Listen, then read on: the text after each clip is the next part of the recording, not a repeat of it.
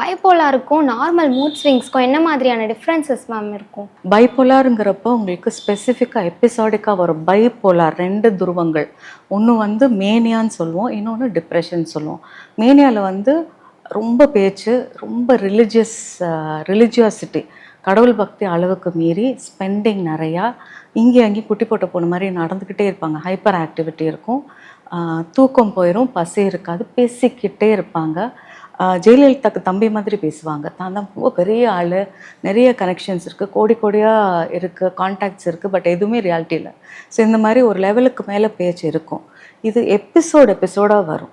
நடுவில் பர்ஃபெக்டாக நார்மலாக இருப்பாங்க. இது மேனியா. டிப்ரெஷனுங்கிறது வந்து அப்படியே ஆப்போசிட். ரொம்ப சேடாக அழுதுகிட்டே, வாழை பிடிக்கல, தற்கொலை பண்ண போகிறேன், சாப்பிடலை, எந்திரிச்சு பல் தேய்க்க கூட எனர்ஜியே இல்லாமல் இருப்பாங்க.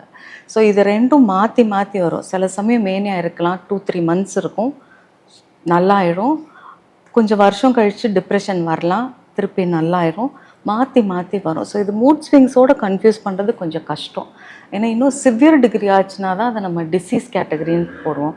மூட் ஸ்விங்ஸ் உங்களுக்கு என்ன, ரொம்ப போனால் 3 நாள் 4 நாள் மூட் அவுட் ஆகி உட்காந்துருப்போமா, வீட்டில் அம்மா திட்டாங்க, ஏதோ மார்க்கு வரலைன்னா கொஞ்ச நாள் தான் இருக்கும்.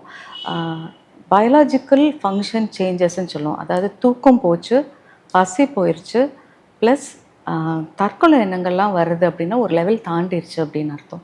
ஸோ இது வந்து டிசீஸ் கேட்டகரி.